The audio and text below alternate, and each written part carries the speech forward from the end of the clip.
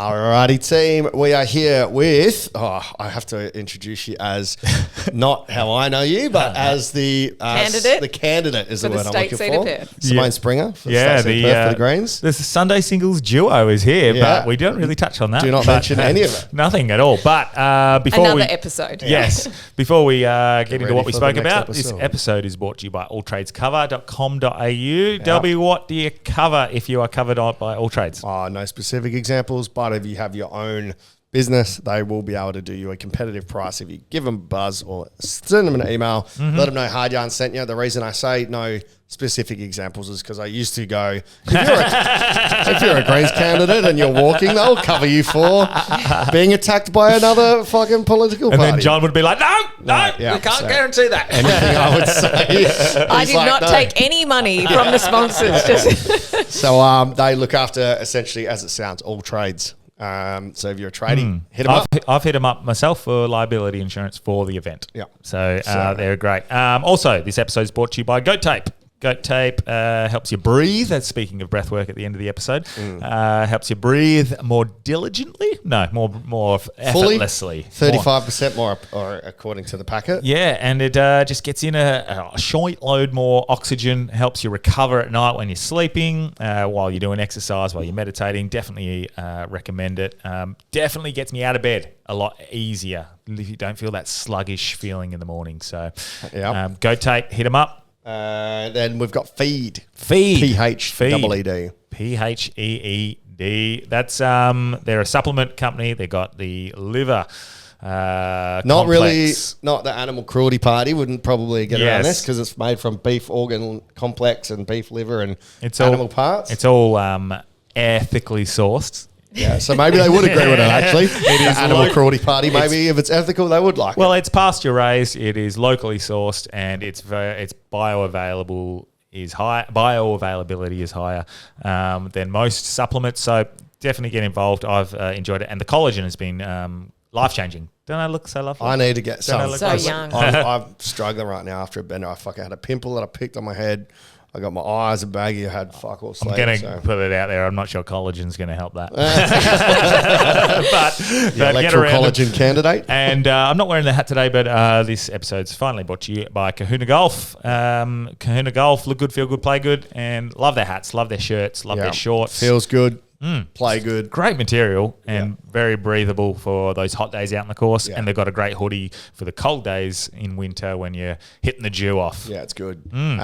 This is not an anti-Semitic. We mean dew is in water on grass. When we're hitting the dew off, that's what we mean. That is So- true. But use that code word hard yarn for all of our sponsors, and you'll get like 10 to 15% off depending on who, and just reference us for all trades. So that could be taken as hate speech, which we don't want going through Parliament. So speaking of Parliament and all different policies, what have we covered today, Simone? thank you. Well, we were basically talking about why you should be putting Greens above the major parties, putting everyone above the major parties. Yes. To send a clear sign Yep. to them that they need to be. I don't doing think more. anyone disagrees with that. That's Pretty a very straightforward. good. Yeah, I think we also discussed door knocking. Yep. We talked about That was a fun story. the taxation for the Gas mining royalties. Yeah, gas royalties and What else? climate. Why more people like you need to run, Brandy?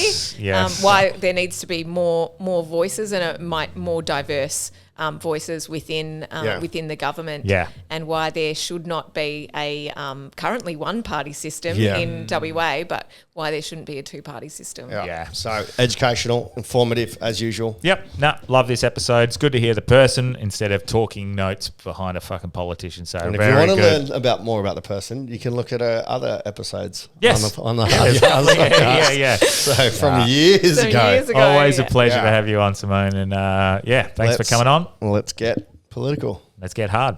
Welcome to Hard Yarns Podcast. I am fucking fat. Anything Chris White says, please disregard it. 5D is actually a state of being. It's a unity consciousness. That was Hard Yarns with me, Frankie Rose. So I'm going to throw it over to your co-host. Daniel Delby. And Cameron Branch. I would do this and then I'd gong. Free in attendance for the millions listening at home.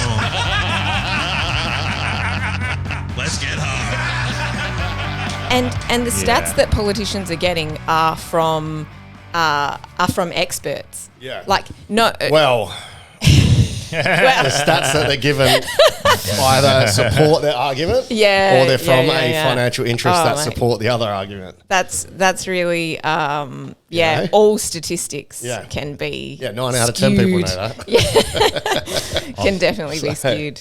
But we're rolling, so we're just going to go from here. But full disclosure, Yes. I'm not certain a lot of people like the Greens that listen to our podcast. Look, do you know what? While I am confident that you are right in saying that, I'm also confident that your listeners probably like Liberal and Labor even less. Yes. Yeah. Well, So that's why I'm here. yeah. And I think it's important to get like these conversations going. But And we've always said we want people that don't just be an echo chamber on the pod. correct. Yeah. And I don't even think I have a leaning towards anybody. No, someone was asking, who are you going to vote for? And it's like, one, I would never tell someone how they should vote. Yes. Two, I don't have a fucking clue. This is good, like the that whole we're point. getting to do this. We're doing, Yeah. got Well, the the Libertarians on and Yeah, Malcolm the Roberts, ballot- like a lot of different people on. So Just so you know, the ballot draw has been done now, so that's part of the fun. It's, does that mean? So basically, coming up to the election, it's randomly selected who gets placed where on the ballot, and ideally you want to be top, and I'm number one. Yeah. So I love that I did. Yeah, so that's really Out of every single party. well, there's actually, for the seat of Perth, Yeah. there's only 4 people running, and that is Greens, obviously, number one. Then Labor is in second position. And then I think it goes Liberal and then the Animal Justice Party. Okay. So there are Who only... decides which party go on the ballot? Or is that just the only people that are running? These are the only people that are running for Perth the... itself. Perth Yeah, itself, yes, yeah. and this is for the lower house. The upper has a lot more. Yes. That's interesting. So, like, no other party has put forward a representative for the area of Perth. Liberals didn't put through their candidate until 2 days before the ballot draw Why? because they know that they can't win this seat. So they just don't bother. Yeah, so there's basically it's quite a process to become part of a candidate for a party, and So how do you go from Sunday singles to a politician? Yeah, the two From Sundays. comedy. Well, I've been a volunteer with the Greens for, I don't know, I think it's been about 14 years. Really? So there's So since you were photos. 4. Yeah, there's photos of me out there doing like leaflet drops with Xavier when he's like this big, Yeah. and you know the kids in their Greens t-shirts. So I've always been like out there plugging the Greens. It's just I've been asked to run before Yeah. about 10 years ago, but I was like, oh no. Yeah. I didn't have the guts to do comedy then, and I didn't have the guts to. Well, before say we that. get into everything that's happening and what you're going to do, that's what I want to talk about most because it interests me because Delby's suggested it to me so many times, get into politics. We And in need my more head, independence, I Branchy, know- come on. I know. It just makes me feel like, fuck, you just... It does feel like a lot. Yeah. So also, one, the Greens are grassroots democracy. So come on in. You can. You also, anybody who joins the Greens has the power to vote what you want for policy. So okay. So the interesting thing that I find is like one. Let's start with this. What drives you to want to get into it? Because it's a lot.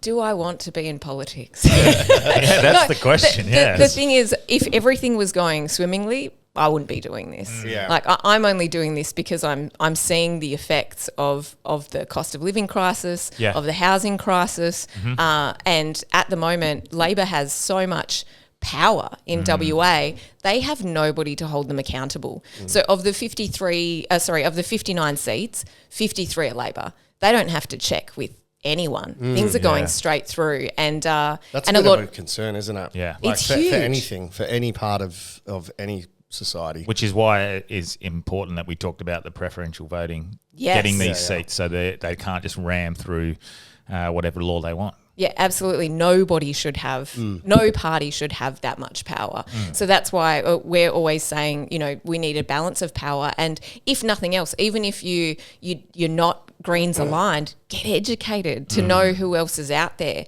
And basically we're just saying put independents, Greens, Greens number one. But then, like independents people before the major parties, because it sends a sign to them, we need to change. Yeah. So Labor originally was, for the people. Yeah. It's not feeling like that anymore. It Yeah. feels like for big corp. And so vote accordingly. Yeah. Well, obviously, independents, and with what they rushed in the other night at midnight, at midnight, that's going to make things a lot more difficult. Maybe you're actually, instead of me and Delby explaining what's happened, maybe you're better placed to be able to explain what they've done. I'll do my best. This is on a federal level. Basically, Labor and Liberal teamed up to rush a policy through that will allow them to take bigger amounts of donations without having to show where the money's coming from. So and they've made it so it's like a scheme to show that, then you don't get a billionaire tyrant funding one other party like Clive Palmer did. Yes. So really, the Greens have been saying for a long time there needs to be full disclosure. Yeah. Like we need to know where money is coming from, and Greens have no problem showing you because they've got no money. No. Touche. But it comes from everyday people. So every single core flute, I gave you a gift of my face. Every single core flute is paid for by an everyday person, and they're being distributed by volunteers. So we don't have like people who are working, getting paid to be a staffer. There's very few. So it's all voluntary, it's all grassroots, and that has not changed. So even though Greens potentially could get much bigger donations if we were taking it from business or big business, because there would be some companies, like even if it's on the line of, solar or whatever, we could get that, but we don't want that to be swayed policy or, it to look like we're aligned with anyone. So it's we don't take that. Meanwhile, while we've been pushing for full disclosure, and for a while it got down to, I think it was $1,000 and above, you had to show where it was coming from. This new one, it said 5,000, and so they've increased that, and they also changed it from I think it was 20,000 per body to 50,000. Yes. But also As in per human body or per body of like Labor body, Liberal body? No, as in per donation. So businesses can give up to 50,000 now without disclosing where it came from. Right. So if you've got lots of different businesses, then they can all give 50,000, up to 50,000 without disclosing. That's what I believe. And then on top of that, they made I feel like I want to read it. I just because Pocock was very against this vocally within the Senate, and it got rushed through so fast, like during the night. It's so dodgy. The fact that something's going through at midnight, no matter what it is, should raise but you alarm know bells. that Greens independents are definitely against this. But Labor and Liberal, they teamed together, which of course pushed it through. So they also carved out an exemption for peak bodies like the Business Council of Australia, which currently would be run by Labor, and Minerals Council, allowing big mining companies to donate $250,000 each in membership fees, allowing them to spend $11.5 million on electoral campaigning. Wow. So the reason this is an issue is because if they've got market share spending a ton of money, they're more likely to influence voters. Definitely. And that's happening anyway. Like there's been these articles coming out demonising the Greens. One of my friends sent one saying, apparently the Greens is actually the worst for the environment now. And I was like, what? I'm like reading this article like, no. What was the arguments there? I can't remember. This was going back maybe when I first was my candidacy, which was first announced, I think it was in July last year. So it was going a ways back. But thank you, Karen, for sending that to me. And I was just like, this is wild. What they're suggesting. And since then, it's there's been a bit of a paper trail back from these articles, which go to Advance, I think, is running a lot of them, and basically they end up having ties to the Liberal Party or big. So that's how propaganda works. Yeah. Who knew? Yeah. No. This has been made evident by the USAID disclosures of showing where like the money was going to Politico and New York Times and to basically promote any lefty or the Democratic side of the argument over in the US. And that was, we sort of already assumed that was happening, but now we can see it in the biggest country in the world. Of course it's happening here as well. So, Well, when you look at the fact hard, that billionaires in Australia since, I think it was 2018, have doubled their wealth in Australia. Yeah. So it's COVID's been very kind Yes. to a lot of big business Yeah. and in Australia. So that's why Greens are putting through want to put into place 10% tax on billionaires. Yeah, see, this one you sent to me, this is the one I'm not sure how I feel about this, because if I had worked my way up from Wanneroo High School to making billions of dollars, like who the fuck? You're like, I should be able to afford a tax break. Well, it's more like, who the fuck should tell me what I have to do just because I've made more money? I've done it on my own. Like, I've fucking worked my ass off to be at the top. But then you look at why should nurses be taxed more than a billionaire? 10%. I would like 10%. 10% is nothing. 10%. Yeah, nobody's getting paid tax. 10%. Look at teachers. How much do teachers get taxed? It depends on the bracket, but you're looking between once you're qualified, once you've done like 10 years, you're in the 30 to 37%, I think. Wow. So do you think that it is? So would you just say a flat rate of 10% to a billionaire? Yes. Yeah, that's what we're proposing. Like that's fair. Yeah. I mean, we already swayed you. Down one policy, Delby. Okay. Well, I thought they were just going add an extra 10% to what they already do. No. You know, because if they're already paying taxes, which they're probably not, which is why they're billionaires. That's the problem. Yeah, that is the problem, that it isn't being taxed. And here in WA, where we're having all these gas companies which aren't paying royalties. The mineral sector does, by the way. Yeah. And it's like, why don't we have the same thing for gas industry? If we had if they had have paid the same royalties as the mineral sector in the last financial year, I think it would have meant we would have another 4.1 billion. And the royalties, though, regardless, even in the minerals sector, they're minor, and they've not been mining. They've not moved, as far as I'm aware. I haven't looked into this for quite a while, but for decades. And it's a set. I think it was a set dollar rate. It wasn't even a percentage, so it's not risen so it doesn't go with inflation or anything like that. And again, there'll be false information out there about the Greens. We're not saying let's get rid of all of the mining sector. Let's get rid of all of the resources. We're saying let's tax them appropriately to give the people who need stuff. Stuff. So, for example, the just taxing that 4.1 billion could mean GP for free, dental into Medicare, and mental health into Medicare. Assuming the government puts the money into the right place. Exactly. But we, at the moment in WA, we've got this massive reserve. Of so much money. Yeah, we do. And it's like, and then only now coming up to the election, they're like, oh, yeah, we should do something about schools, and we should do something about, maybe we'll keep public transport at that, 50%. Now they're saying this. Why? They've had all this money. They've been in for how many years? Why are they just doing it now coming up to the election? You see it at every election, man.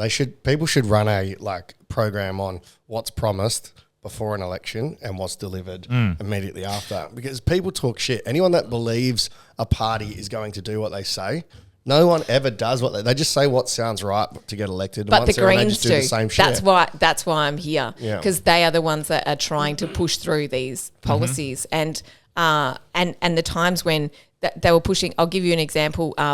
In 2024, Greens got through 50 million towards housing, and but that's on a federal level, and really.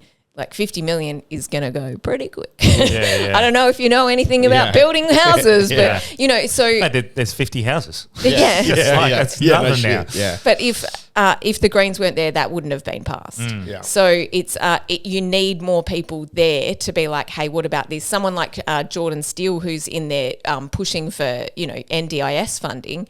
No one would even be aware of it. Like the fact that got passed at midnight, if there was just Labor and Liberal, no one would know about it. Yeah. I only know about it because a Green like Adam Bant reported on it and was like, "Hey, guess what just happened?" Yeah. Fuck, If we don't have other voices, Yeah. they will go by unchecked, and did- essentially that's what's happening. I did see one of dictatorship. the Teals as they were doing the press conference to talk about what they were doing and why they were doing it, to frame the narrative of like, no, we're trying to stop corporate billionaires donating to these people so they can fund it that way. That's the way they were trying to frame it. And then she was just like standing there at the press conference instead of at question time going, well, we found out through the media. You didn't even tell us. Wow. So I have to be here to ask these questions as well. Like, you have put these things in place and now you're going to absolutely screw over all of the smaller parties, all the independents. And the face he made as he was trying to sort of Dodge the mental gymnastics he was trying to create in his head to make it seem like they were doing the right thing, which everyone can clearly see that it's not. But the scary thing is it doesn't matter. Yes. It's been done. Yeah. We can't do anything about it, and that's what concerns people. And There's that's an so example much of that's why getting it can't done be that we can't do anything. Well, they they're came together. They're trying to push through to make it illegal to protest. Yeah. Yeah, that's insane. That's insane. It's getting to the point where again that is big. That's two parties running a country. Yeah. And Which are essentially one party. And in generalised, And when things like that they oppose, don't they? Generally, they oppose. But if there's something like that where they go, well, we can both benefit from this, definitely they'll just quickly come together overnight. They've clearly got the majority. Bang, done. done. Yeah. Yeah. And in WA they don't even No. need that No. because it's Labor. So let's say with the taxing the gas companies, this is what frustrates me. And my brother works in the gas industry as well, so he's quite switched on and educated about it all. He's quite against the Greens just because of the policies that they put forward don't make sense. And it's not because he's like he gets paid by a gas company. He's like he surveys the pipeline, so he's not like in there digging gas and that. He's just like a subsidiary. But And currently he gets surveying frustrated. policies. Yeah. He gets frustrated that like our gas gets sent overseas and then we got to buy it back. Yep. And we've got this incredible amount of gas here, which we should just be using. So no one should be paying fuck all for electricity because we've got it all here, but we ship it off and then they send it back. How do you put into play if something's going so well for them and they've got all this money? Why all of a sudden would it change? Like they've got the power physically and literally. Well, for a start, the gas belongs to Australia. Yeah. It belongs to it's It's the country's supply, not the individual companies that dig it out of the ground. yes. Yeah. So that's what royalties are. It's like pay for what you're taking, and that's essentially what's not happening. Yeah. Like Well, the obviously we royalty want is to. next to nothing. We're anti-fossil fuels. Yeah. You guys know that. Yeah. And I know, Delby, you're I'm full of fossil fuels now. Yeah. I used to be very anti, but But I you know- think it's all been propaganda. Like people think that fossil fuels comes from dinosaurs, where it's not. It's renewable. But it is fossil fuels in one way it's going to go extinct. So like there's a shelf life in that we're going to run out. So we do need a pathway away from fossil fuels because it's not a renewable resource. We will run out of it. Like there's not coal forever. Yeah. You know what I mean? There's not gas forever. When it's gone, it's gone. So we really do need a pathway to renewable energy in whatever way that it looks like, whether it's wave or wind or I'll take any of them. Yeah. Solar, whatever it's got to be. How do we get the people that are in power to accept that they have to pay more? That's the question. Well, We want them to pay higher royalties. If everyone's buddies, like, why would they go, oh, let's change it? well, they're not the government. Yeah, okay. So why would a company get to choose whether or not they pay a royalty on something they're taking from Australia? I'll tell you how Because they get they're cushy jobs cushy straight after they jobs, yeah. finish up, Mark McGowan-esque. Yeah. I'm not going to... So everyone's lying in the same bed. Yeah. He's a consultant on 5 different companies now. Yeah, So, right. Yeah, I think Yeah. the first one out the gate was BHP, and Yeah. it went from there. So, but that is what it is. It's governments need to be strong enough to say no. You have to pay royalty exactly the same way as they did in the mineral area. Yeah. And people are saying, oh, it's going to cost us jobs. In oil and gas, it takes up 0.7% of employment in Australia. So I think there's this idea that it's bigger than what it actually is, and that 0.7% could then go into renewables if that's where that is where we need to be headed long term, because it's fossil fuels aren't forever. Yeah. So, yeah, I mean, essentially we need people that are in positions of power to have no affiliation with the industry that they're representing. And Or if they that's- are, for it to be crystal clear Yeah. where they're getting the money, because then you can see if money goes from point A to point B and point B decides to help point A, well, it's very clear to everyone where their loyalties lie, and it's not with everyday people. Yeah. I think you were saying before. Never is. Yeah, that and that's the problem. We're not educated to know that we actually have the power to do this, and that's empowering people like your brother. Don't like Greens policies, but don't like Labor and Liberal. Yeah. Join them. Go to the Greens. Have a look. See what you can do to make it better. Yeah. Because that's the only way that there's change. That change isn't going to come from you going, I don't know what to do. System's broken. Get into the system. Do something about it. Yeah.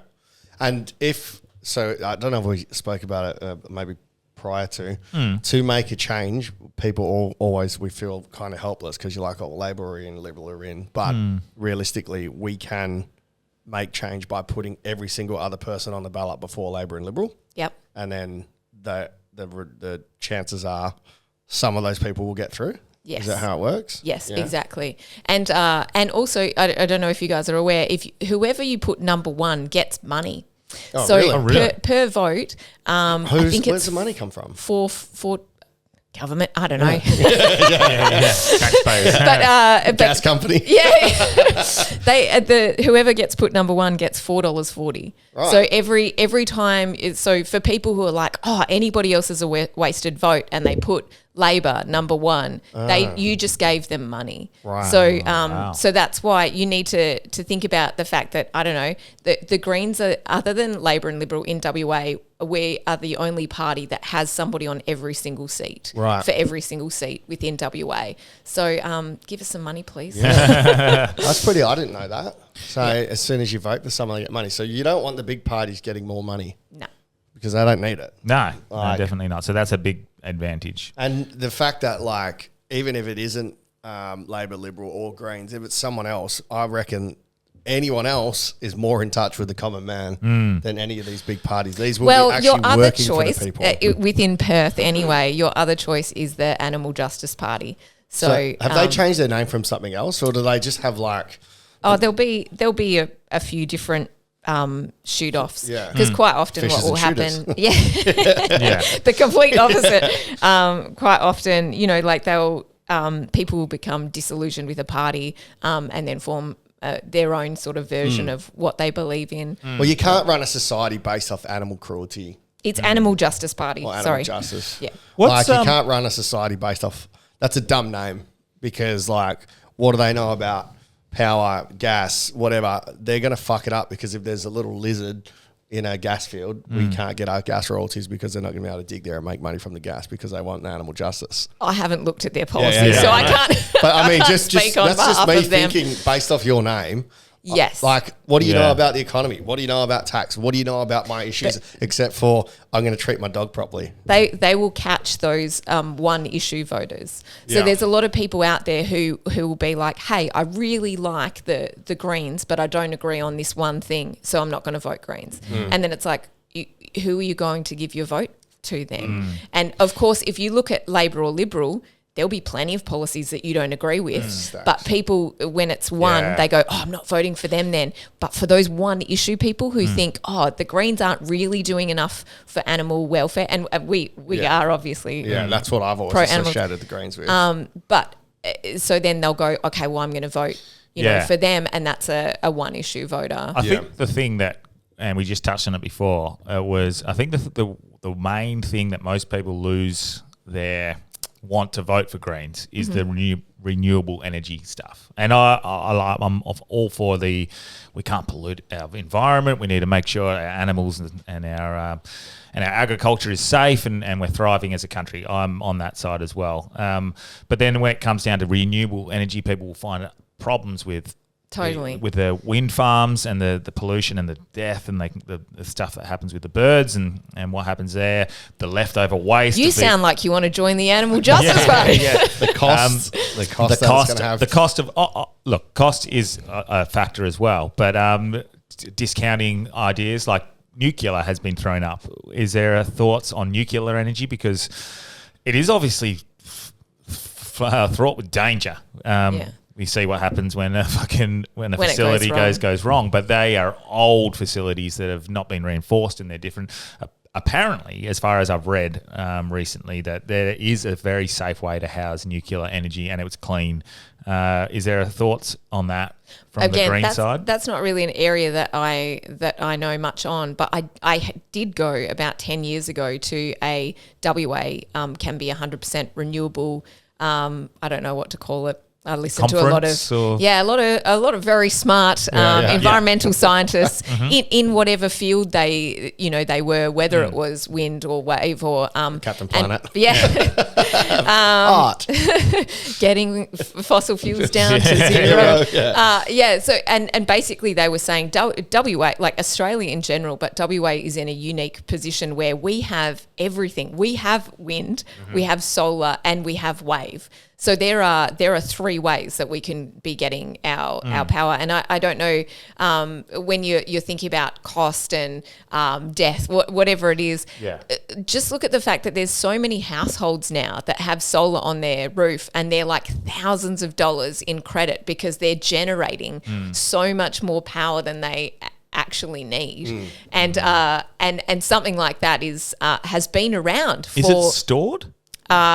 No, I don't think so. But it goes back in stores, and you can sell it back to the grid. Yeah, but how it goes into the grid. It goes into the grid. It goes into the grid, and it can be used. But you think about at least power that's used within WA. Most of it will be like air conditioned, fucking churning all day. Like that's really where we definitely have wind. Fuck, we've got some wind, and we've got wave as well. And we got wave. They tested wave off the coast, and they're like, oh, this is also doable. But then obviously from an environmental point of view, if obviously the Greens are very big on animal welfare, and it's going to cause a bit of a disruption to the, whales habitats, birds flying into the wind farms, these sorts of things, like tidal patterns. And then obviously if there's a day where there's no wind, we're not supplying any. If there's cloud, stuff like that. So there's obviously a few little medium. Is there a happy medium in which we could probably let's supply some of these things combined with the fossil fuels? It would be a transition, and regardless of when the full transition happens, it does have to happen. Like fossil fuels is not forever. It's not a renewable resource. Well, imagine if someone like Nikola Tesla discovered something called free energy and that was available, then we wouldn't have all these problems. I must have missed an episode here. They say that Tesla discovered free energy. Basically like Wi-Fi. I remember when I was 10 years old, which is only 10 years ago. No, my granddad had this had a magazine. It would have been like Time or Business or something like that, and it was like there's new electric cars. And I was like, wow, like, oh, there's going to be electric cars. We won't need petrol anymore. Yeah. And he said to me, to a 10-year-old, no, it'll stop it from happening. I was like, what do you mean? Yeah. And he's like, the gas companies, the petrol, they won't let this go through. The oil tycoons, tycoons, then you're fast forwarding 30 years and it's like, oh, that happened. Yeah. Like this is, and when people are like, oh, the batteries aren't good enough, they're not storing energy. Are you sure we haven't already? I love those memes when it's like, oh my God, I'm going just heard the person in front just said they've got a cure for cancer and they're like sweating. Yeah, like, yeah. oh, fuck, on the plane. Yeah. Yeah, I mean, the electric things, I'm heading into conspiracy Yeah, territory. yeah. This is not, I'm not speaking on behalf of the Greens, just so you know. But well, speaking of being on behalf of the Greens, we did touch it before, but I don't think we went fully deep into it. What's involved in being nominated to run for Parliament? So for you to be part of the Greens, what's the process from doing stand up with me and touring, and you're still doing it, to being nominated and running for politics? Because let's say I always say Branchy should do it. What would he have to do to get in? well, as an independent, nothing. Really? You can literally be like, I'm in. I want to do Just this. put your name down. Well, because he has no party. Like if you're going into a party, then the party has to essentially choose you. So you've got to go through, make sure that you can be around children. Work with children. That you're not going to do or say anything that is against that party. So I'm sure like Labor, Liberal, they would all have their own sort of vetting system, and then it would go to vote in whatever area you're in. So I'm in Perth, so the people within Perth would need to be like, yeah, we do want her to be our candidate. That's grassroots again. So there's people who can say, hey, I'm not happy about this person running, but obviously when they're the major parties, it would be different again. But to be an independent, you just go, I want to do it. Wow. I'm going to do it. Because that appeals to me far more than aligning with a party, because if they were to go, right, well, this is what I want to do, and you're like, well, fuck, I don't actually agree with that deep down, but because we're aligned, I have to agree with it. Have you found yourself in that situation yet? Or is that how will you navigate a situation like that? Yeah. Because there's going to be things that you don't agree on that the party need through. Right? I have had one situation where I've been door knocking and got to a door, and somebody, again, it's that one issue. Somebody who said, look, I've always aligned with the Greens, but I don't like this one thing, which I won't go into. And I said to her, look, this is actually a federal issue, so you can still vote Greens state, but absolutely speak to the Greens to the member who is currently in, and you can talk to them more about it. And that's really what it should be. But I think there's a lot of people who are disenfranchised. They're being frustrated by those major parties. They contact them and they get nothing back. Yeah, that's the most frustrating, I would say. Yeah. But also, I always feel sorry for your local politicians and members of parliament, because the people that are complaining are the ones that you don't want to get back to.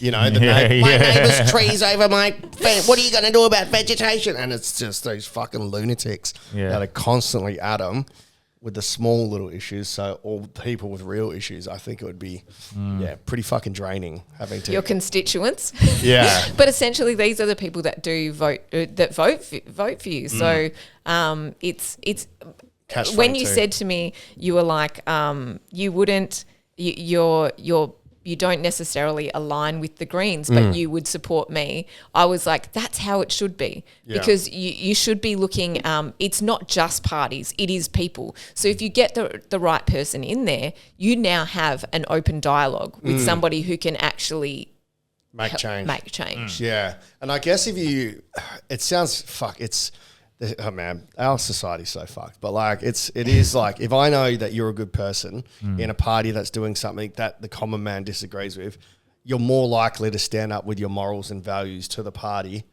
and represent the people than toe the party line.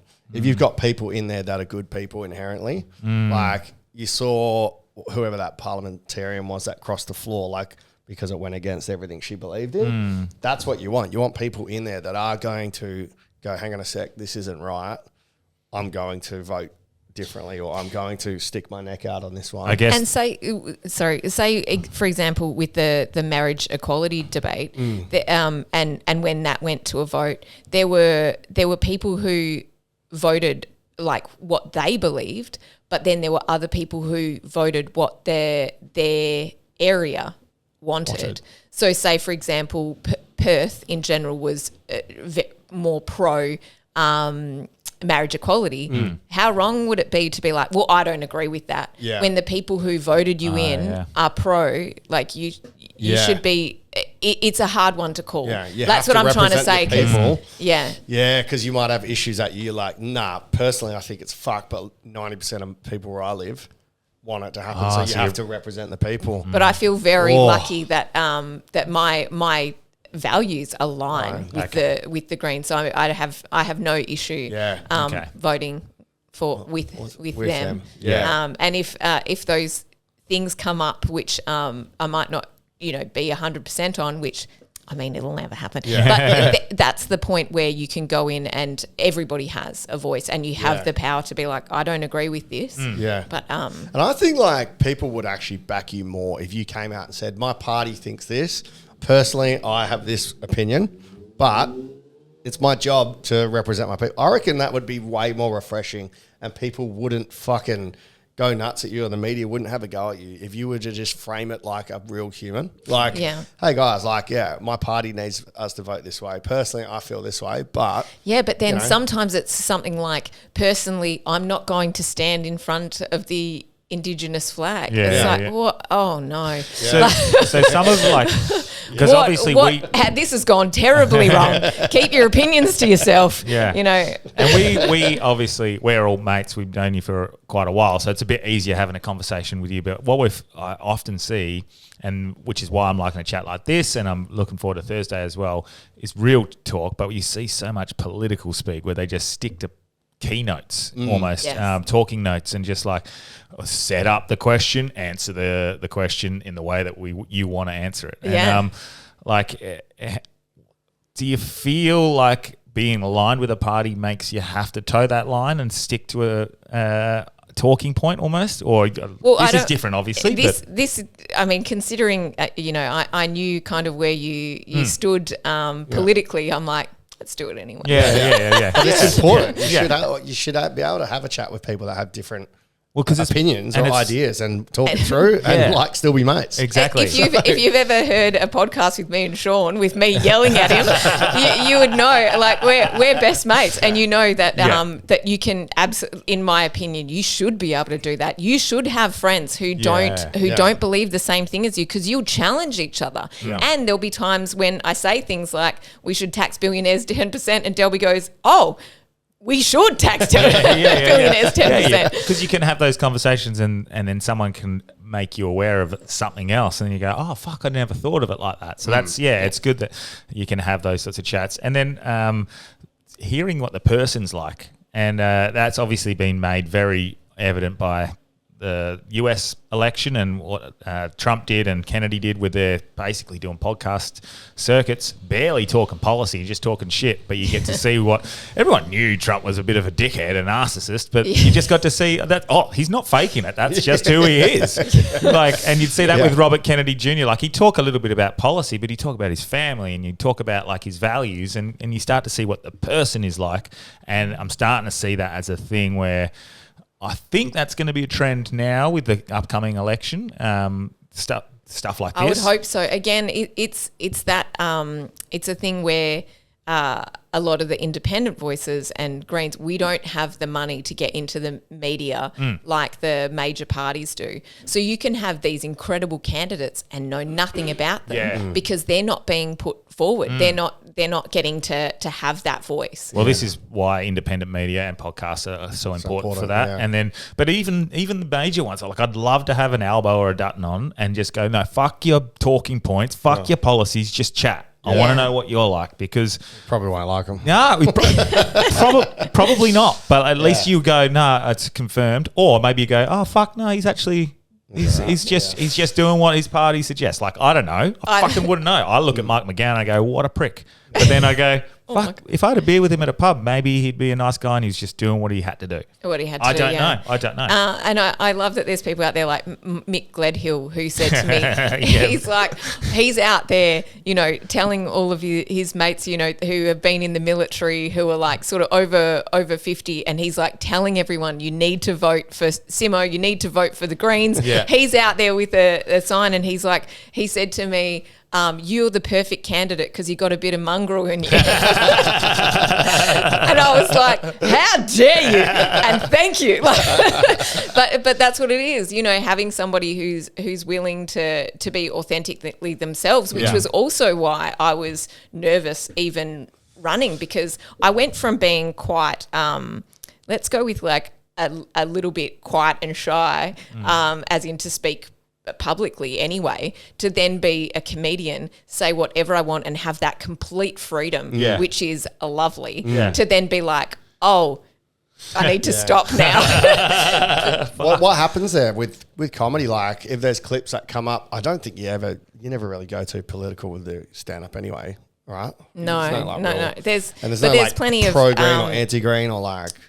You know, no, but there's lots of things like I'll say, I've said the C word many times. Coal. That'll be You can't say that. Not the Greens party. yeah. So you know, like there's stuff out there, you know, talking about. But if it ever comes up, you go, yeah, I'm a comedian. 100%. What do you want? This You is just gotta own it. Like, You've don't seen my apologise. Instagram. Look at some of the photos of me out there. Yeah. Now, but before I got to the position of running, I had the opportunity to edit that and take down anything that was out there, and I made the decision. It'll probably to not. help you in your favour. Like, look how sexy this Greens politician is. Honestly, if it gets brought up, you go, yeah, I own it. I felt good about myself. Put these pictures If John Kerry looked like this, he'd have photos like that out there as well. But that is, we talk about it all the time. Owning anything you've done in the past is far better than denying it or apologising. Or apologising, because there is always that. There's got to be something out there that you've said that you go, I wish I didn't say that. And I can't think of something at all that springs to mind, because again, I'm not an ist, misogynist or racist or and you know. So I think I'd be fine. But I'm sure if something came up, if I really still stood by it, I'd be like, well, too bad. I reckon I've got nothing out there that could bite me It's back. just little things out of context. You got in trouble before for something, and I was like, oh, mate. I've got in trouble for so much shit, man. But I like think the one that you're talking about is fucked. the thing that is like, we have a podcast. I told you not to apologise. Well, yeah. We that's have right. we have like what, like I think 312 episodes after this, and 2 hours an episode. Like, who knows what the fuck we say on every single one of them. If one of those little bits is taken out of context, like It looks bad. it can look heaps of- bad, and I'm sure there's plenty of it. But most of it, you just have to. If I was to do it, for example, I'd just have to go, look, it's just like, maybe even if I didn't align with it anymore, I go, well, that's what I said then, but I'm a different person now, and you just have to own it and live with it. And you just have to look at something like Basil Zemplis, who keeps using his City of Perth platform to plug his candidacy, to know sorry goes a long way. Yeah.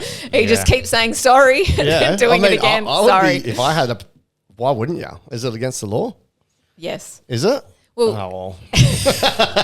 you're using your platform as a mayor to run for a party. Yeah, right. You can't do that. I definitely would have been like, hey, look how good I'm doing here. I'm going to do good here as well. Oh, you can do that if you're funding it, but you can't use the money City from of Perth platform to do it.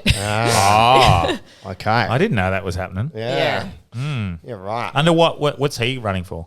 Like, under what party? Liberal. Liberal. Okay. Well, I think the problem as well with So politicians. the person that you want to put dead last. Yeah. Like the party that you want dead last. Yeah, okay. That's So he's running directly against you? No, he's running in the seat of Churchlands. I'm in City of Perth, so I'm running against for Labor, John Kerry. For Liberal, it's a former One Nation candidate. Really? Who wasn't announced until 2 days prior. Oh, I should say too. When it came out, like, if you can go to Wikipedia and see who the candidates are for the 2025 campaign, something went awry. Yeah. And when I went onto it, I was listed under one nation. I've never been so nervous in my entire life with beads of sweat. It was, I let the Greens know it was fixed within 5 minutes, but it was like, wow. Yeah. Well, just one minor fake news. difference is... And it's funny because, like Malcolm Roberts, for example, we had on and definitely align with a lot of what he said. But then there's some things where you still see their actions, and then even abstaining for something we were obviously very passionate about, and we even touched on in the podcast was he spoke about, if he believes in it, he'll fight against it and he'll go down fighting. And then that hate speech law, which clearly he didn't agree with, but he just abstained. Now I get, I don't know why you wouldn't just vote no. Is there something that happens there to you politically? I don't know what the go is, but Pauline Hanson didn't show up, for example. No, and then, number one, I was going to say, was he there? Yeah, because was it happening at midnight? Was he not? There are times where sometimes they'll be arguing on a policy for 12 hours. Yes. Are you going to be there? So this one was, this wasn't at midnight. I think it was at a reasonable hour, but Pauline Hanson didn't show up and he abstained. And that was a little disappointing because the hate speech laws at their essence and their core are for a good reason. Yes. I see what they're trying to do. Yeah. But the vague terms and the use of the word reckless and the way it can be interpreted to be like, well, Cameron, you said something that someone took out of context, but they acted on it and it's your fault. And that's how it could be used. Everyone should be held accountable for their own actions. If I say something and someone goes and murders someone because of a passing comment that's done in satire, it's not my fucking issue. 100%. Because my initial reading of it, all I saw was like anything that incites or I was going to say it's what what incites violence. Yeah, but that's then it was other terms after that were very vague and just said reckless political opinions, and I was like, oh fuck, well, still have to be very careful. There should be direct call to violence, and that's it. Well, yeah, I was about to say that there's a huge difference between making a joke and telling people. This particular group, let's get them. Basically. Yeah, exactly. Or there are people who are continually saying hate towards a particular group. Yeah. And that's their goal. Yeah. Like long term. I had a I don't know if I should say this or not. Oh, tell a line. Well, it's not. It's I had a family member who is within church, a minister who said some quite negative things about a particular religion a few years ago, and I called him out on it immediately, and I was like, the position that you are in, you're going to incite like anger and violence and religious war. Yeah. He did one, take down the post, and he did apologise. So I was like I was very proud of him in that moment, But that I believe that would have still been dangerous, even though he wasn't like, let's get them. He was literally... Aren't you allowed to have an opinion about a group of people? Like if a big group of like Collingwood footy fans like bash me after a game.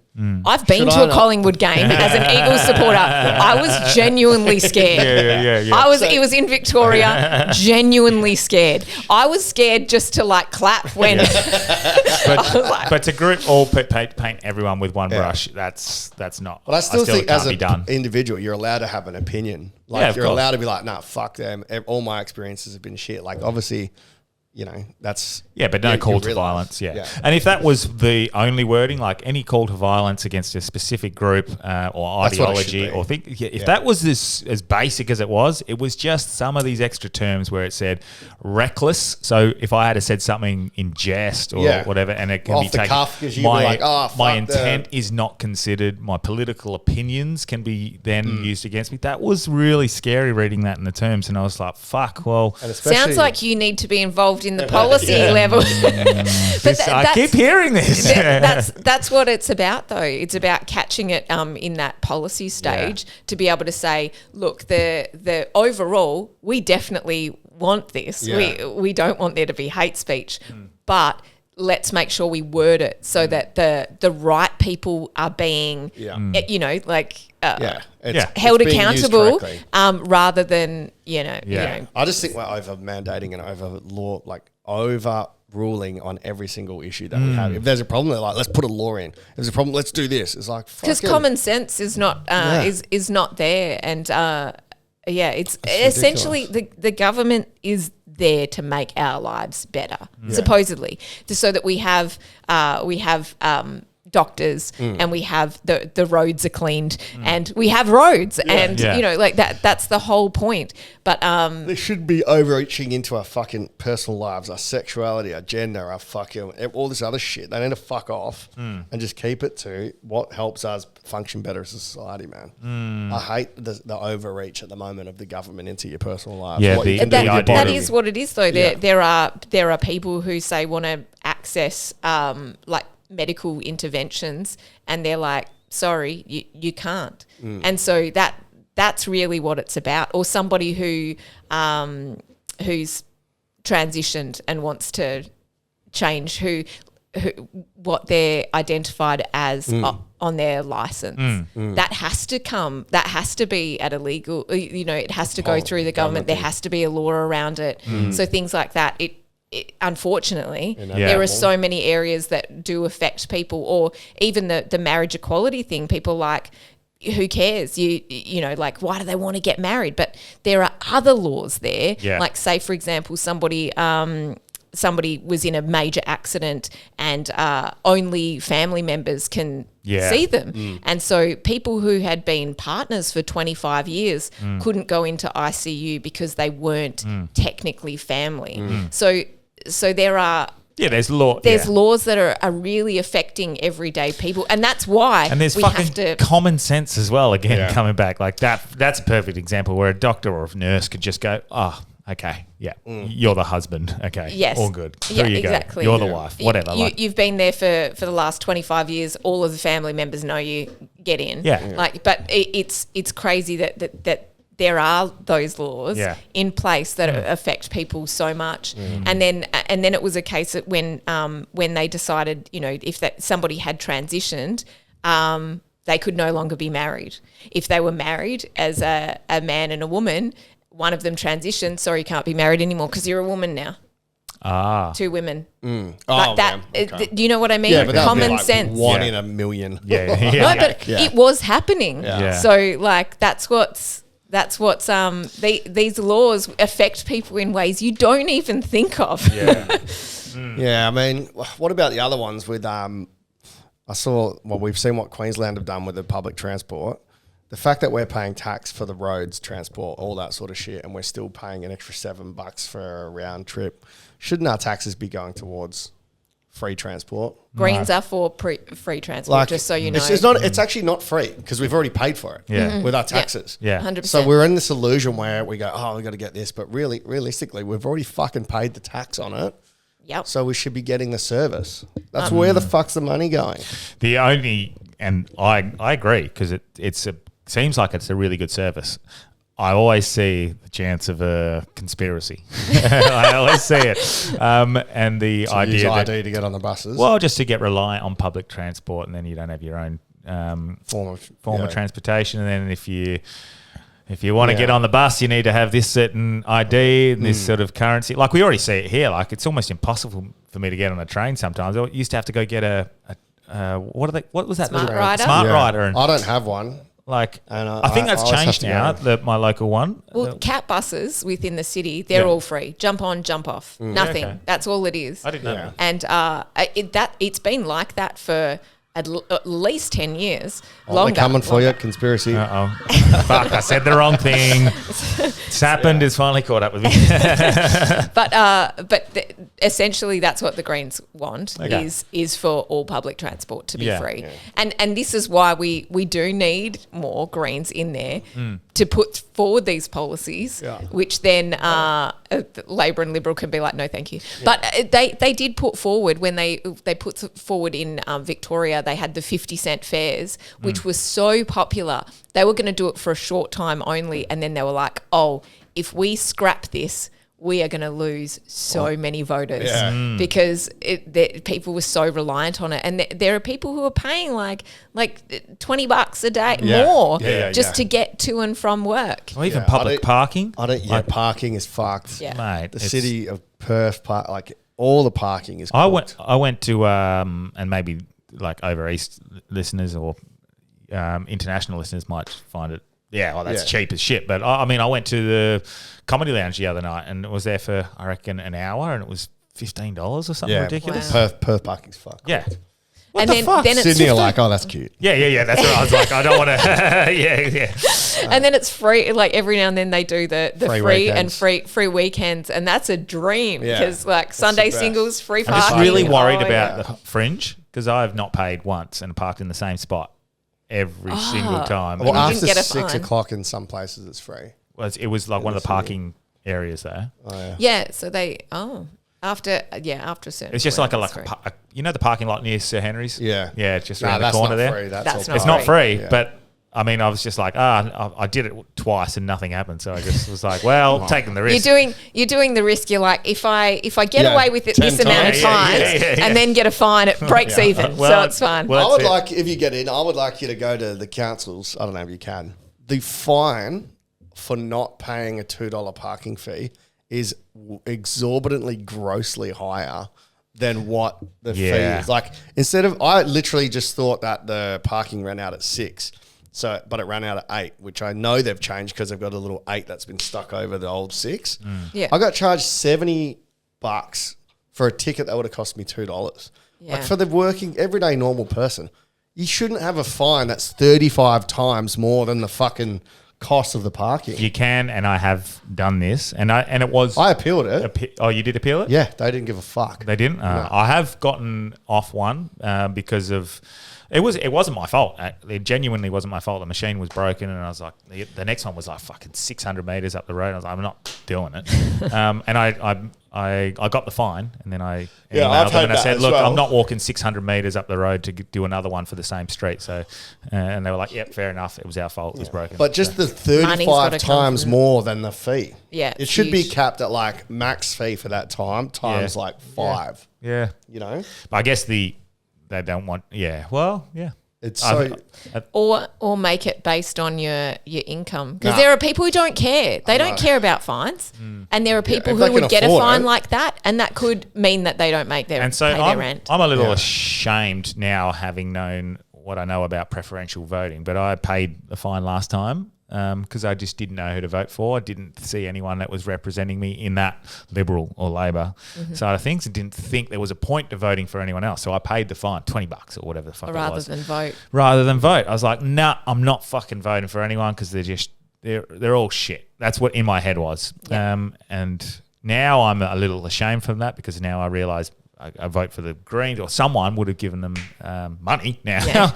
but also potentially a seat, and it makes all the difference, as we see with the misinformation bill last year. The independent senators were the ones that had the sway either way. So if they voted yes or no, that was going to let the law pass. So we need those seats. Yeah. We need that. So unfortunately, in WA, it's not like that at the moment. But The good, most of the good people are apathetic. So I get that. And you being frustrated and being like, what's the point? We've all felt that. Like, I've felt that. But it's only now that, like, I know a bit more about politics and I feel empowered to go, well, it might not happen now, but the only way we make a change is by educating. And even if I don't get in, but I get message. more votes, it sends a message, oh, we have to be more progressive. There's a swing towards the Greens. What do we need to do to get those people back? What do you get paid to run? Is there any like funding to subsidise what you're doing, or is it all donation and time based? All donation in time. No So- wonder there's not many people. Yeah, so it's so any candidates are out there donating time. We're door knocking. We're going to events. I'm emceeing events. We're doing it's a shame you'll be away for this one, Del's. Doing a comedy fundraiser. All of that stuff is free, giving free time, and that is for the bigger issue. One of the biggest reasons why I'm running is, even though WA is so heavily Labor, well, was at the last election, on a federal level, the seat of Perth only needs a 10% swing. Wow. So in the federal election, there's Sophie Greer. She's got a background in health and she's an incredible candidate. I went door knocking for her to get her in as a councillor for the city of Vincent. Yeah, right. And she's running for the federal seat. How do you- anything I do will support her in the federal election. How do you find door knocking? Like, fuck that, bro. You would actually, it does feel like cold calling. I'm not a huge fan, I hate but that. surprisingly, most people are pretty up for a chat or very open. They're just like, already vote Greens. Because I'm lucky I'm in Perth. It's quite Greens adjacent anyway. So everyone's pretty, once you say like most of my door knocking has been voluntary for Sophie Greer, for Caroline Perks, who's the seat of Maylands, or Lucy Nichols, who's Mount Lawley. So going and saying, hey, I'm volunteering for the Greens. What are your issues? Do you want to talk about politics So on a let's- Saturday morning? Let's You know? role play it. Let's role play. I'm the homeowner. You knock on the door. Yeah, I like this. Okay. Hello. Put a shirt on. Actually, fucking- yeah, I would. Sweating? Hello. Hi. It feels weird saying it now. Am I door knocking for me or for someone else? For you. For me? Yeah, for you. So, Hi, my name's Simone Springer. I'm actually running for the state seat of Perth. Do you want to talk about politics on a Saturday morning? Oh, yeah. Oh, yeah. Well, What are you going to do about my fucking parking stuff? I love that you've who chosen you a bogan and you've chosen to be an old man. well, my first question, what do you get when they're like, yeah, I want to smoke legalised weed? Number one, we're 100% behind you. Oh. So I wanted to bring up this, by the way. I did, as part of Pride, we had we were giving out stickers and stuff like that. And the first lot of stickers that all disappeared was no prison for pot. Yeah, So the wow. Greens had those stickers, and everyone's like, they're looking at all of these things. They could, go for their flag or pronouns or just generally, Greens, and they're like, no prison for pot. Yeah, that's it. Yeah. So, we're obviously on board with that. 100%. Vote Greens. Vote fuck Greens yeah. if you want to vote for Greens. Yeah. Green loves the Green for green, green. girls. Yeah. What Yeah. about you knock and you're like, yeah, these fucking pronoun stickers, that's bullshit. Well, what's that all about? I don't give a fuck. There's too much shit. I would be saying at that point, well, look, let's not focus on that. How are you feeling about the cost of living crisis? How are you feeling? Yeah, my money's going to all they thems to change pronouns. They're really not. They're really not. It's the same as the money's not going to the Greens. But I would be saying, do you rent here? And 40% of the people in Perth are renters. This is state housing. Well, fucking government give it to Delby, me. that is a stereotype. I feel like we're going into really dangerous territory here. Were you suggesting state housing's dangerous? No. That Yeah, right. But isn't cost of living? I haven't really noticed it. I know I sound fucking dumb. I haven't noticed it too much on a personal level. I don't have a family to support. I've Yeah. noticed definitely cafes and food and coffee. Petrol. is creeping up. Well, coffee, they're trying not to pass it on to the Consumer. consumer. They're trying. And I know a few baristas at the moment So it's who... going to be $12 a coffee. Yeah, well, the margin is next to nothing now. And they're just like, fuck, how many people do we hire? Like, what do we do? Do we open on public holidays? Do we not? Like, What do you think? I mean, this is a loaded question, but what is the answer to stopping the cost of living rising? Because essentially it was the government that's fucking forced it from COVID anyway. Yeah. So if you want to look at the big picture, basically at this point, what are Labor actually doing? They're giving money towards electricity, and there are people going, cool, don't have an electricity bill. Yeah. But then their rents doubled. So on average, since Labor has been in, rents have gone up on average $200 a week. So while you might not feel it, fucking money bags, there are people, that's $10,000 a year. Yeah. And people's wages haven't gone up $10,000 a year. And if you look at that duopoly that they keep talking about between, Coles and Woolies, where you now can't buy a bag of cheese for under $10. Families are really feeling that pinch. So the cost of living is being affected on that, at the supermarket. But more than anything, it's rents and housing. Interest rates are going up. Rents are going up. How is that Labor's fault? Isn't that just the times that we live in, thanks to COVID, it's just completely destroyed business or small business. But this has been happening. There should be some form of rent cap. You shouldn't be able to go, like, say, for example, one of my friends whose rent jumped from $320 a week to $550. But so why? he went from, because all the houses are, there's not enough housing for a start. I believe Labor has sold off more public housing than they've built. So there's no more affordable housing.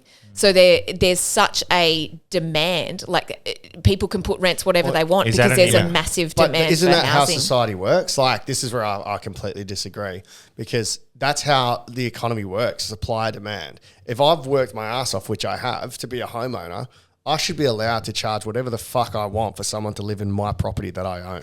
But then wages also need to be increased. That generally that's what it is. Yes, housing's worth more, but people are being paid more.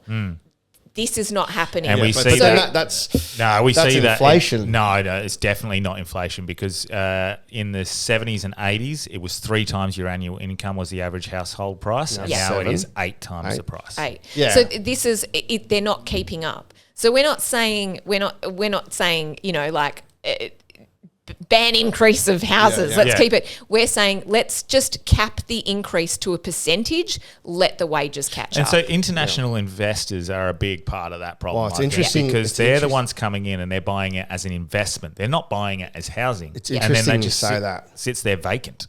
Well, it depends on what you mean there. I literally read an article this morning where the Labor government, I think, have put a ban for the next 2 years on foreign nationals buying property. I mean, that's... I didn't know about Foreign buyers. Foreign residents will be banned from buying existing homes in Australia. So the Labor government, starting in April, have initially proposed by the coalition federal or started WA? Or Australia-wide. Oh, wow. The measure, but it's just it's a token. Yeah. I feel like it's Too a late. token. It's And been late. doesn't that feel a little bit like let's blame the immigrants? Yeah. Like Exactly. It says the measure prohibits anyone from overseas who isn't an Australian resident from buying an established house or apartment. Now, so if you're a foreign investor, you're just not living allowed to buy overseas. Okay. You're not allowed to buy a home or apartment in Australia. Okay. But in total, last year, only 5,360 properties were bought by non-residents in the whole of Australia. So it's a non-issue. It's 1%. I don't know if I believe that stat. As in, like, here, Simone, here's $2 million, buy that house for me. As in, like, you're you're going to get someone to correct. act on your behalf. Yeah, like I would do if I went to Thailand. So like there was exactly what most people do. 665,000 properties bought last year, and less than 1% were foreign nationals, like foreign investment. Okay. So I don't know if I believe the way that that's been counted, but that's still interesting. But the things... the cost of living doesn't just affect like people's housing. It's affecting health because people are choosing no longer to go to the GP because the gap. That's a big one. Remember, It's huge. there was a time when they're like, you're never going to pay more than what was it, $7? Yeah. and now it's been creeping up. $70. it's almost impossible to find a fucking A free bulk-filling GP one. now, Yeah. and the whole point is like Australia is supposed to have free education. Yeah. I mean, sorry, free health, Healthcare. and it's not happening. And no dental as well. People are putting off going to the dentist because they can't afford it. People are putting off mental health because again they can't afford it. And during COVID, they're like, oh, actually, we'll give you an extra 10 sessions, so people could have 20 sessions, right, to see a psychologist, whatever. And then as soon as everything opened up, they're like, no, we're going to take that back now. It's like, no, people still need mental health is the biggest health. drain in our fucking... The NDIS and mental health are the two biggest drains on our But it's a lot society. like teeth. So it's a lot like dental, where prevention is better than cure. Correct. When things start to go pear-shaped, you want to get that feeling early, and that's the same as mental health. You want to get that health intervention early so it doesn't progress I to actually a need mental larger health. problem. We need mental health hospitals, not an ER room where you go, if I've fucking cut myself or I'm having chest convulsions, where I go to the ER, because now it's clogged with fucking lunatic. I went the other night at like 2 a.m. Yeah. Cunts talking to themselves. Like, it's all mental health, man. But Everyone in there was drug-affected mental health. Do you know why that's happened? It's because if you want to see if kids like have ADD and want to see a pediatrician, the wait time's 18 months. If you want to see a psychologist or a psychiatrist, you're looking at 12 to 18 month wait. By that stage, you've got bigger issues.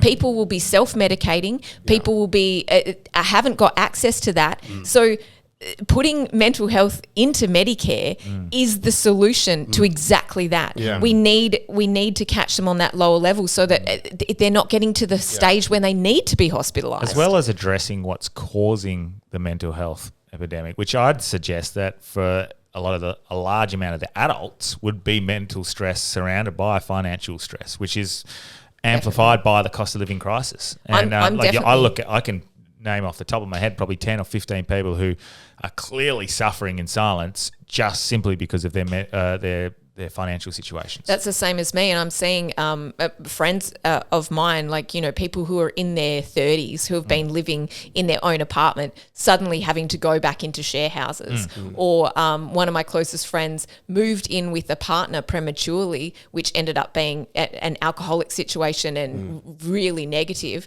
And I said to her, if you could afford to buy your own house, would you be moving in with him? And she said no. And I was like, don't do it. And she's like, I can't afford not to, because her rent had increased more than $200 a week, and she's a single mum. So it was these are the choices people are making, and it's making like it again.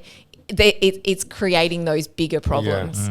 But I'm very lucky. I've got friends that own the house that I've rented, because if I had the rent increase that was going on around everywhere else, I'd be fucked. Yeah, I'd be living in Alkimos. Well, I bought my house 15 years ago, and I couldn't afford to rent where I live now. Like I just couldn't afford it. I think the thing that I see that doesn't work is when there's an issue and then the government just do handouts. Like, here's all money. Let's just take your problems away. Yeah. Because all it does is kick the can down the road. Yes. And adds to the fucking inflation problem. Where no one's being held accountable for your own bills and you're always looking for handouts, we're fucked. Like, But that's another issue. I hate that. Being being a single person, that's easier. Imagine if you had a couple of kids. And you need to fund. But my mum did that. We never got handouts. Yeah, but She grew again, up single, the cost of living three. was three times that. So it's not an issue that our the parents wages, face. No way. the wages compared to what you needed to spend money on. Yes. Like it's non-committal. somebody I was talking to a friend, and she was like, they said, look, you need to find a rental that's about 30% of your income. And she was like, I cannot find a rental that's any less than 80%. Wow. So of a weekly income. Of her weekly income. Yeah, right. So and then there's the single parents who have you do make a good point, because if she's only making like $1,000 a week, and even $800-900 a week. Yeah, and then you average rent. Yeah. Then you got to take out like again $1,000 a week. You take out tax, and then you look at and then you pay $600 a week in rent. If you've got a couple of kids, shopping. and you can't do share house living, you can't do like live in a smaller place, and then you've got shopping, then you've got bills, you've got to buy, you've got to pay for your car, you've got rego. By the way, rego in WA we pay more in registration than gas companies do in royalties. That's insane. So how does that work? So like rego for the year for our cars is like $360 every 3 or 6 months, something along those lines. About $360 every 6 months. Yeah. Yeah. It's about $700-800 a year. Yep. Is that right? It depends on your car. Yeah. So so it can be 1,000. Yeah. It and could what be, the gas companies are paying per person less?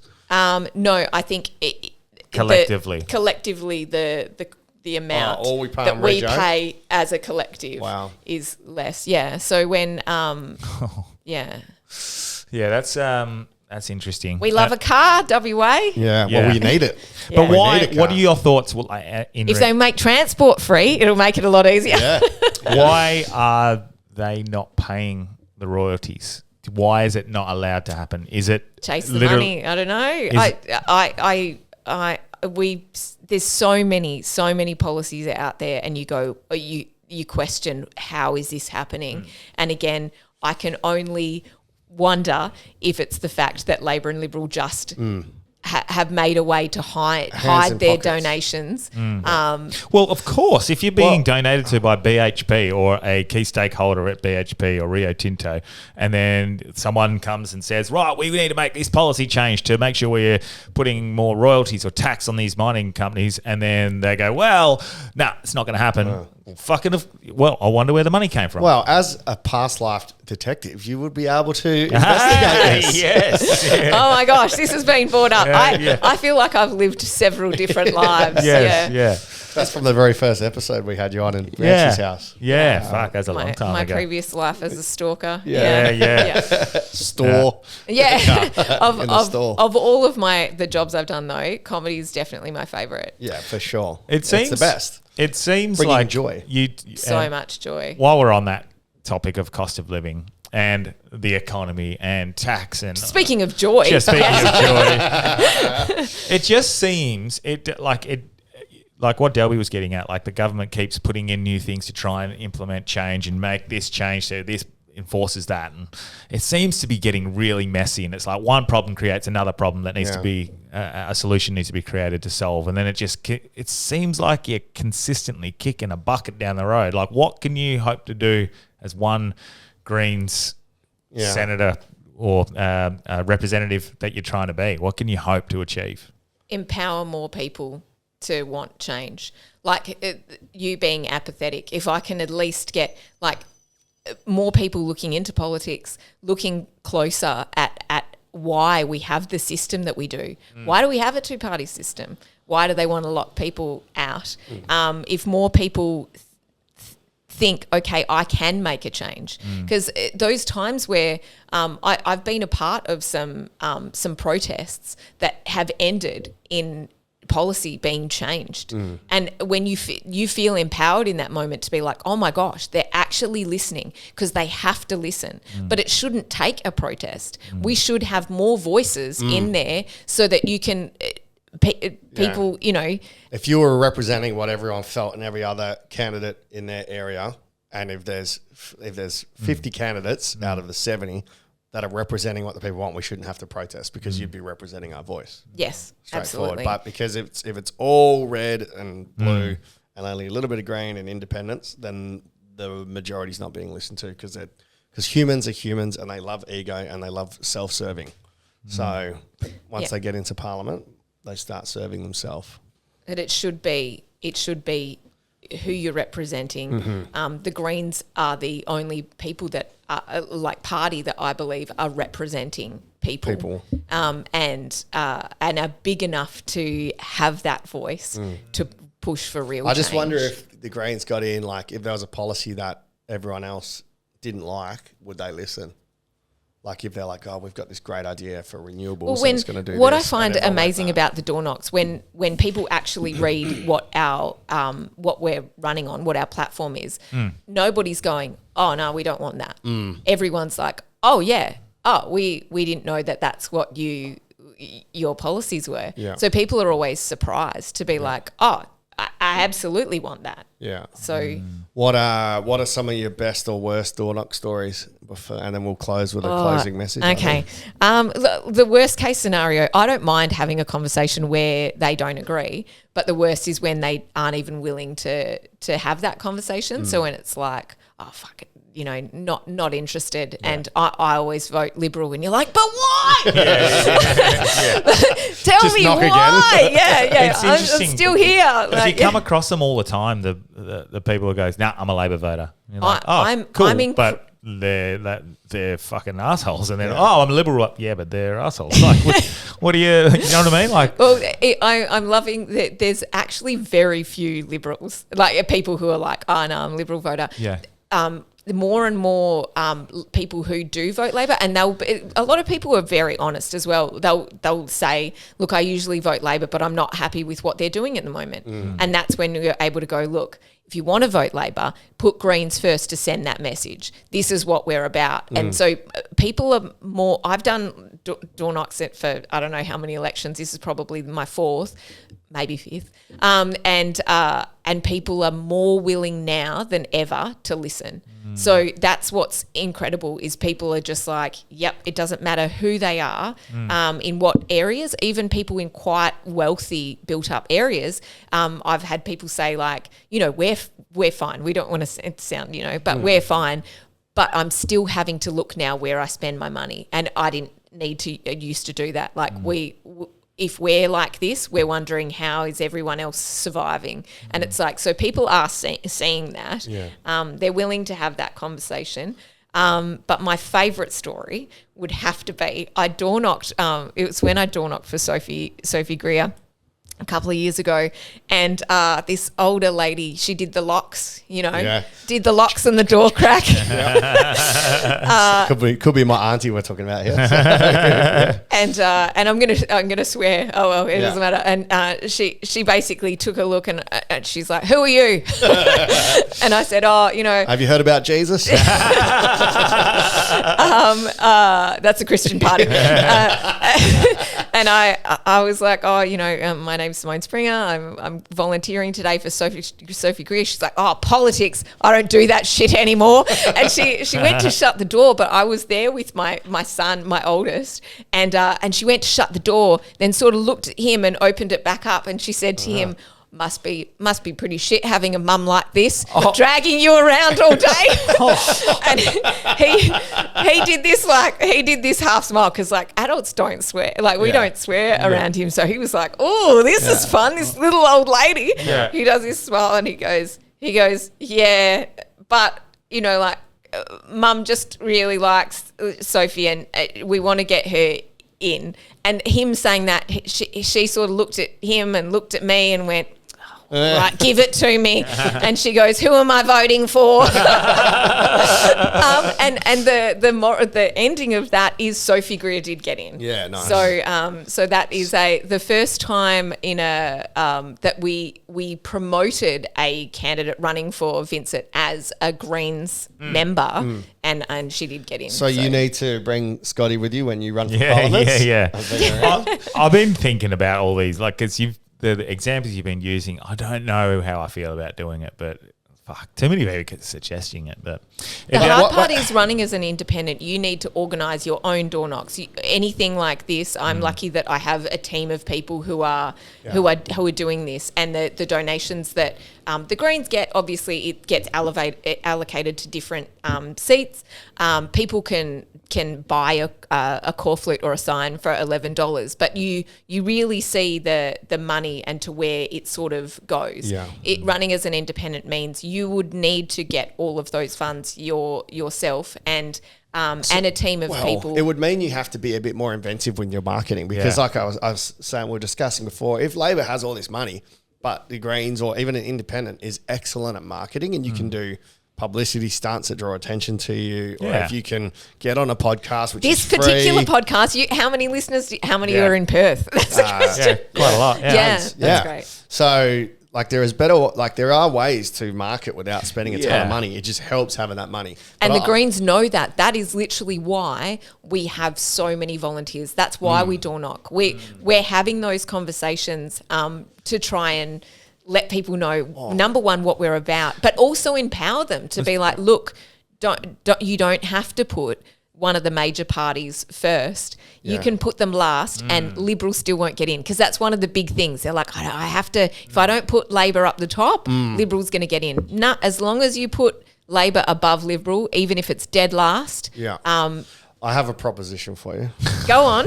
I'm interested. Since you're volunteering and we can declare my funding.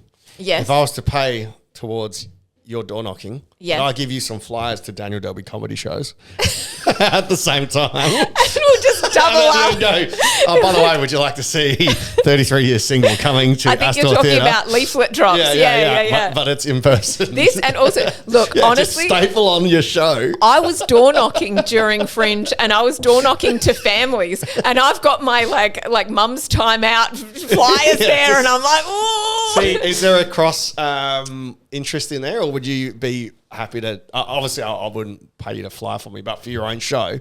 Would you then go, I do comedy? Oh, come check it out. I did that once, and that was like a mum, but they were horrifically hungover. So I got to this door. You do see some fun things. It was a couple with 2 very young children, and she was literally like, she goes, look, I got to be honest, I am so hungover right now. Yeah. And this was like at 12 o'clock as well. So I was like, they had a big night. Yeah, I feel it. And she's like, but look, I will vote Greens. Like this was literally like, I'll do whatever you want. Just leave me if alone. you leave me alone right now. And I was like, oh, I feel like you need this flyer. Yeah, nice. And that was the only time. But, is there a place, maybe on a website, where you can find out what the Green stance is on an issue? Definitely. Like to look at policy? Yep. Yeah. There's literally all the policies are up there. Okay. And again, it's there's full disclosure when it comes to the Greens. Unfortunately, what is reported on isn't necessarily what is fact.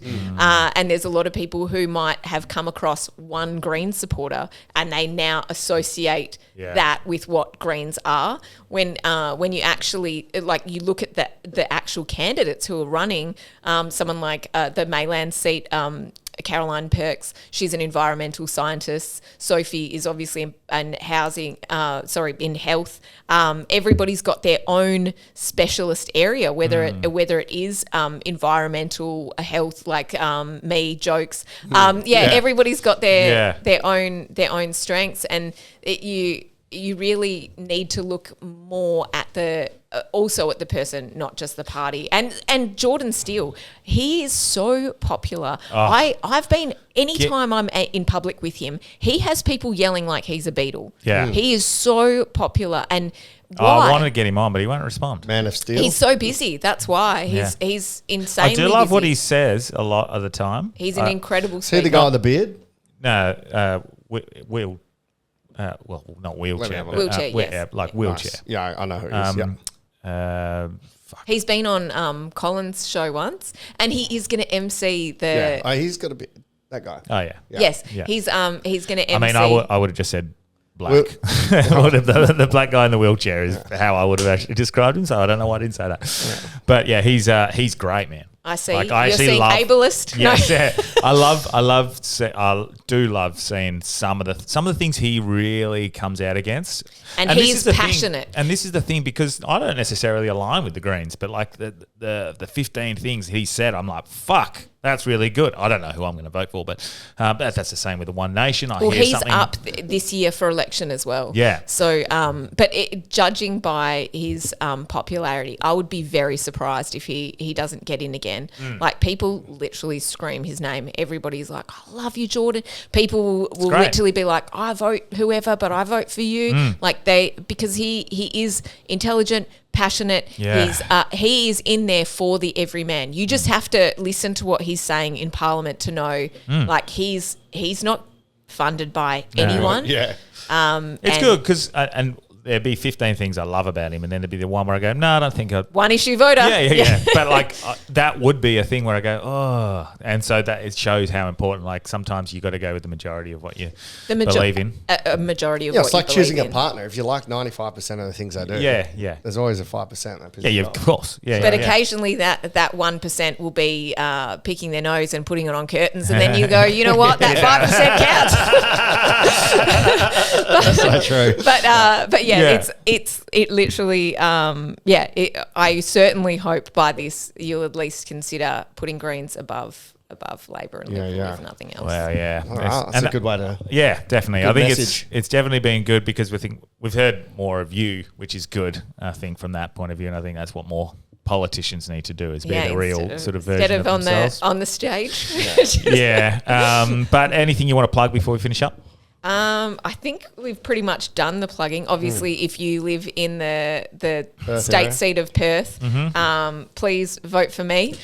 Before we finish, do you think they're a waste of money? Like, honestly, because I know I see any of them that come into my letterbox straight in the bin. Yeah. Like, honestly, is it just I'll make if 2% of them reach someone? That's that why door knocks are more important, because you know whether or not it's a meaningful interaction, and you know whether or not, like, sort of political linings. Yeah. And also you have that opportunity to be like, this is what it is. And even if they're not interested, you've now educated someone to be like, oh, they know a bit more. Oh, yeah, that's what the greens are. After a show the other day, I spoke to 4 different tables of women, because at the end of each show I've been saying I'm also running, for the state seat of Perth for the Greens. Everyone thinks it's a joke. Yeah. But I won't say the rest of what I say, but Delby knows because of what I've already said on stage.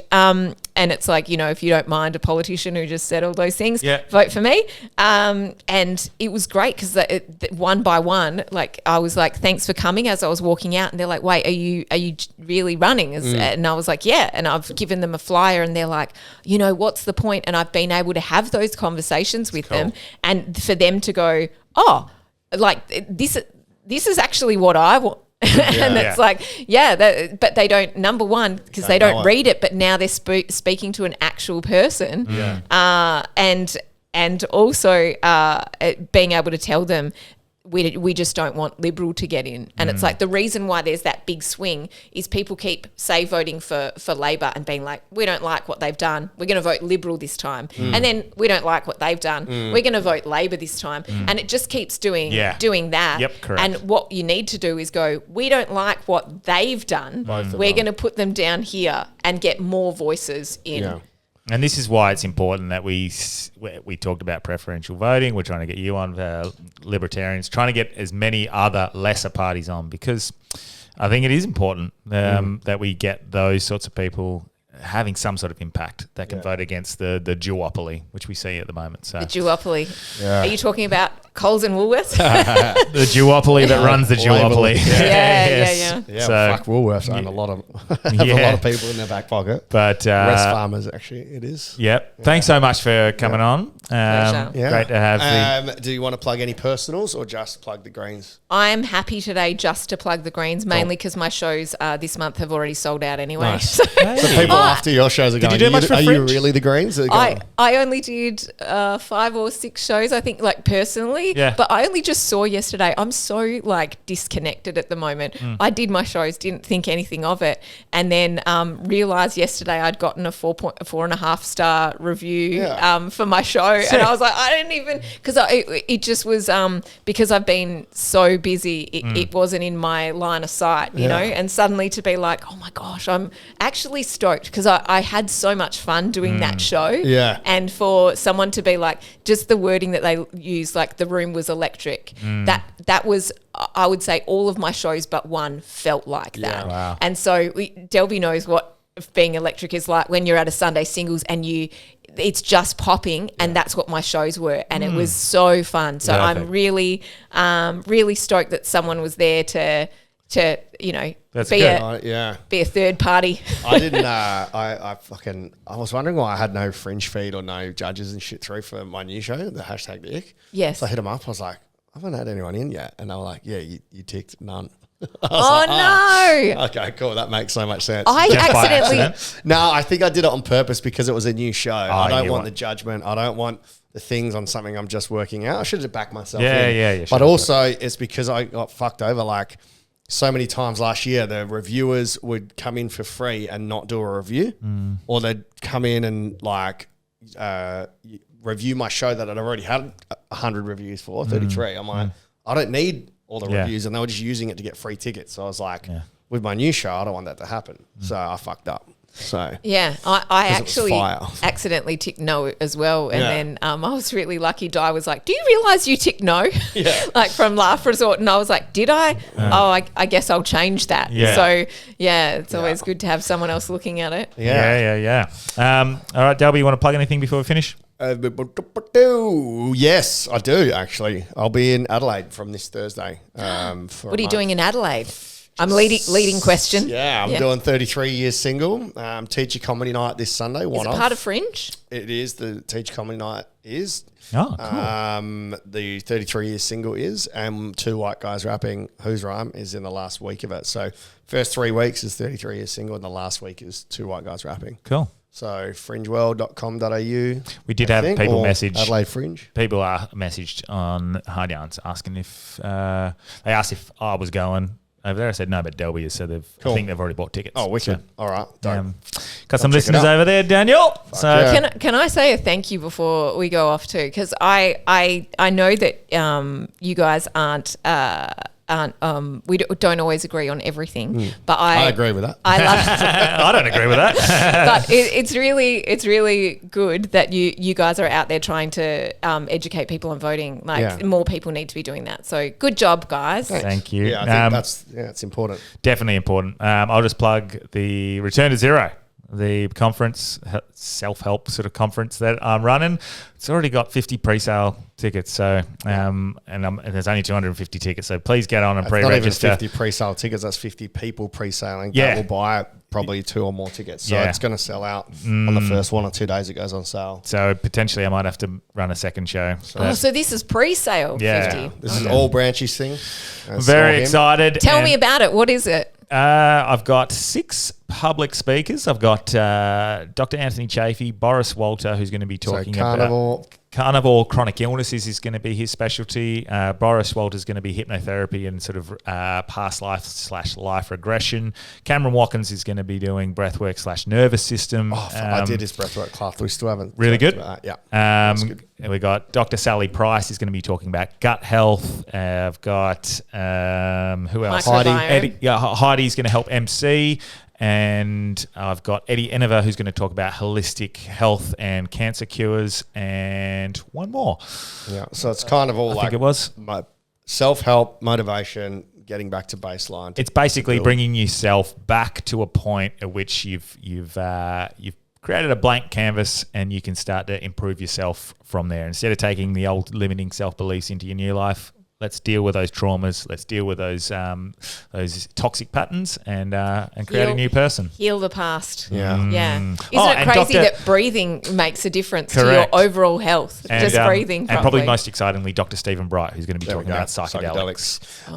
Most excitingly. I won't be here for it. I'll be in Brisbane doing teacher comedy shows. Or Queensland. Again, I do need to say, remember that Greens are pushing to legalise marijuana. So that's one step. Also, listeners, Astor Theatre. I forgot to plug May 17. I need to sell out Astor again. For teacher what is it? Night. Teacher. Yeah. So Perth Comedy Fest have accepted it as the show. It's great, man. So 976 tickets. I think I got about 800 left from the first round of early birds. Very proud of you there, Daniel. Going back to back, that'll be good. But sick. Thanks so much, Simone. Thanks, really Simone. enjoy that. And good luck. Good luck. Thank you.